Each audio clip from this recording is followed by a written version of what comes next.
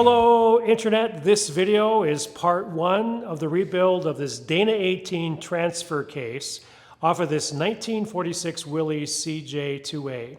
This video is on 3 playlists on Scott's Garage. First of all, the Jeep project, which is a complete frame-off restoration of this 1946 Willys. The second playlist is the Dana 18 playlist. All the videos will be on there.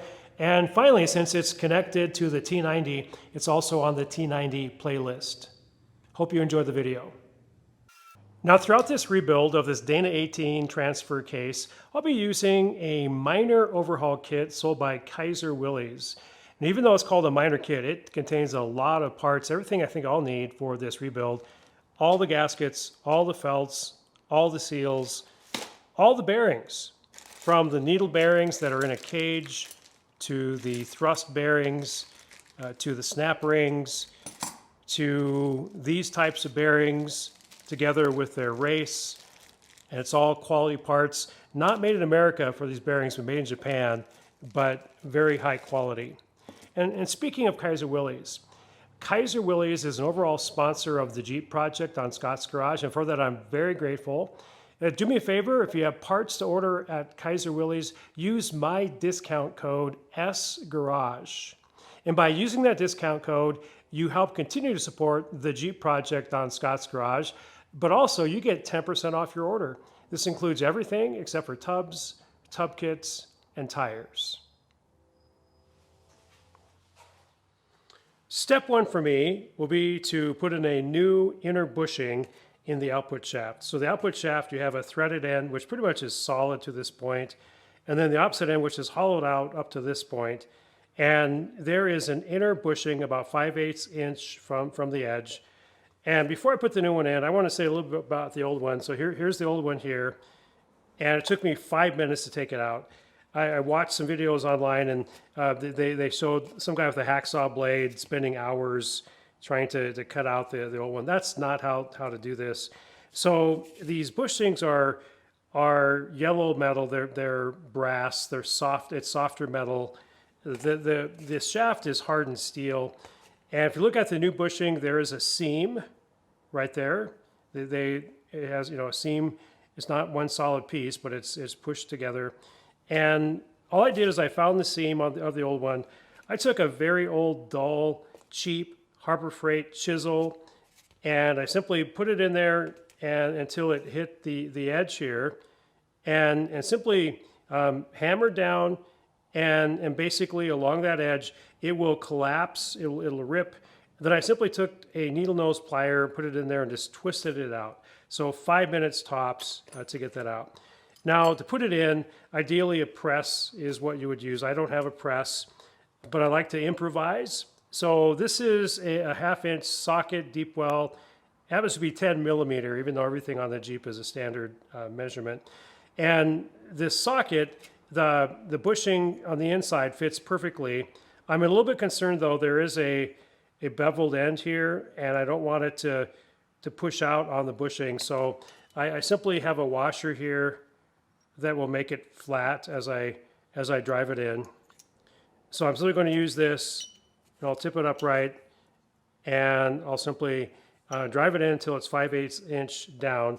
Now, to make it a little bit easier, I'll simply be using some 3-in-1 oil, putting just a little bit on the inside here, and a little bit on the bushing, and that'll make it tap in a little bit easier.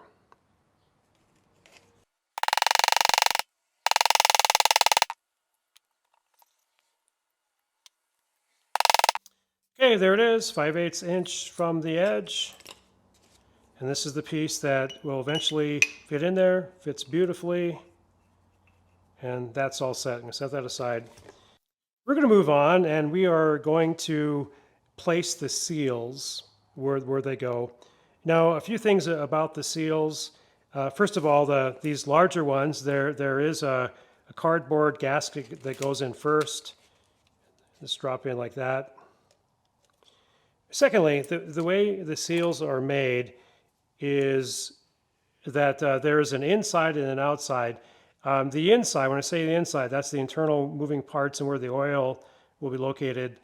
you can see the spring. There's a spring that puts tension on this rubber grommet.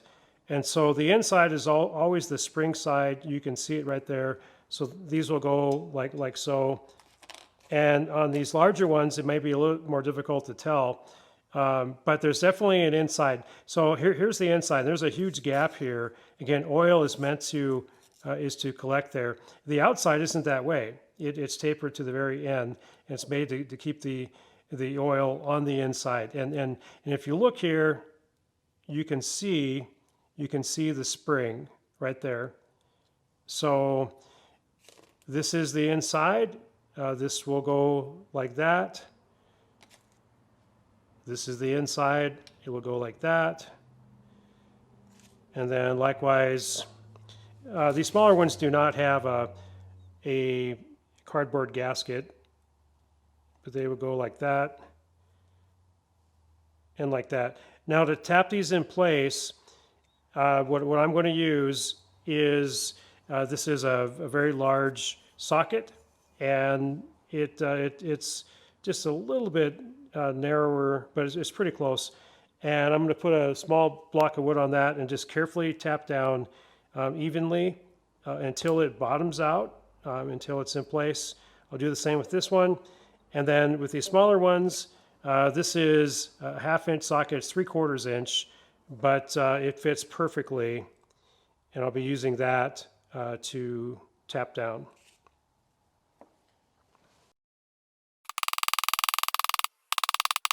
Okay, you can feel it when it bottoms out.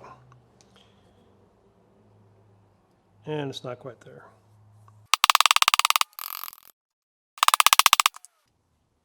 There it is. It's definitely bottomed out.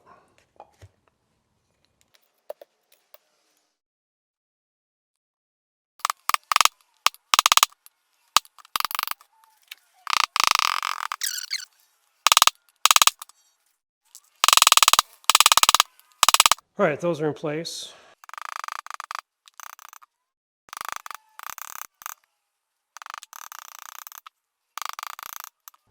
Okay, those are done. Okay, this part of the transfer case is called the front cap.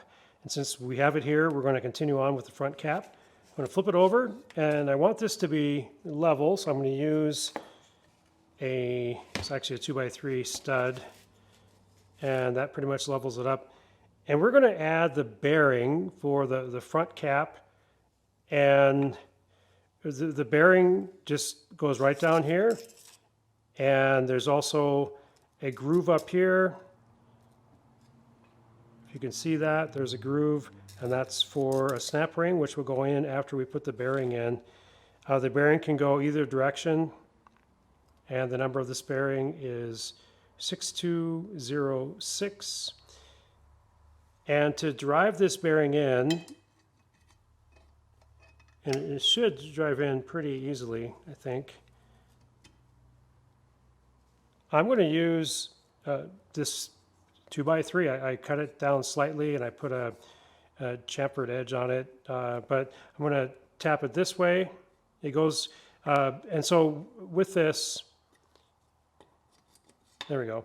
It can go both directions here, and it's putting pressure across it, but I'm making sure it's hitting this outside edge because I don't want to hurt the bearing at all.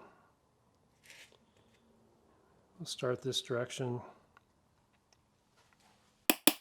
Yeah, going in nicely.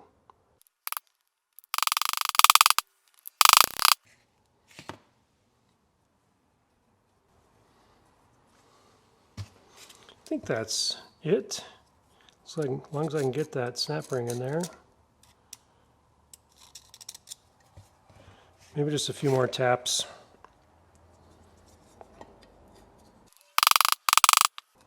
Okay, I think that's it. Okay, and it's time now to put the snap ring in place. This is the correct snap ring. And you cannot use a snap ring tool on this, but it should go in pretty easily. I got one edge down, if you can see that, in the groove. And then I'm just going to take a screwdriver here and... Okay, very close. So there it is, pushed in place. Snap ring is in place. Okay, next we're going to tap in what's called the output clutch shaft. I'll be using my rubber mallet for this.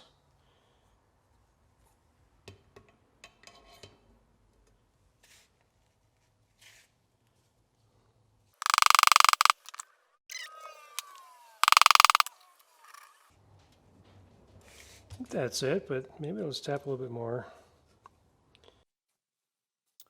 Okay, we're going to move on to installing the shorter shift rod and shift fork. I'm going to change the orientation of this, however, for a better camera view.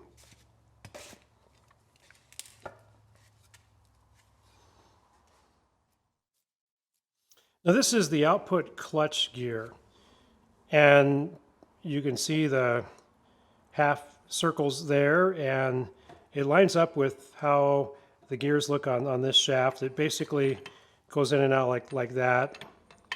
And this hooks to the shift fork, so the orientation is like so. So we're going to install this.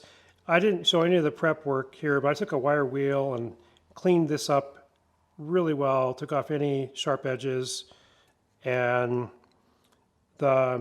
anyway, just from what I saw online, that was important to prep this correctly. But this goes through then one of the seals, the lower one here, in this orientation. But you have to put the fork in there to begin with. So again, the clutch part, the clutch gear part goes down, slides into the shift fork. I'm going to put a little bit of 3-in-1 oil on the rod here.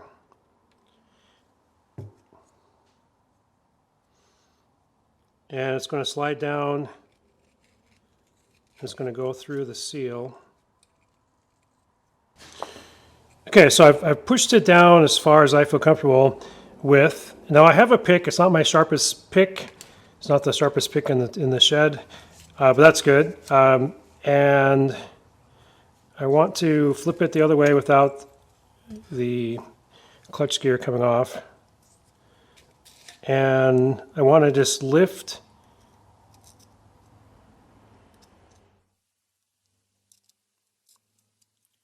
the seal to allow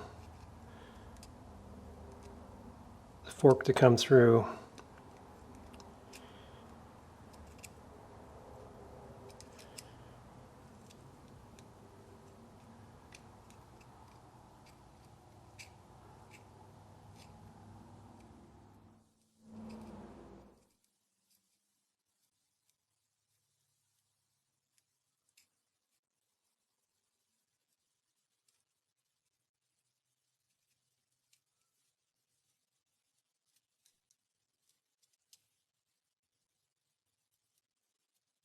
I think that'll work.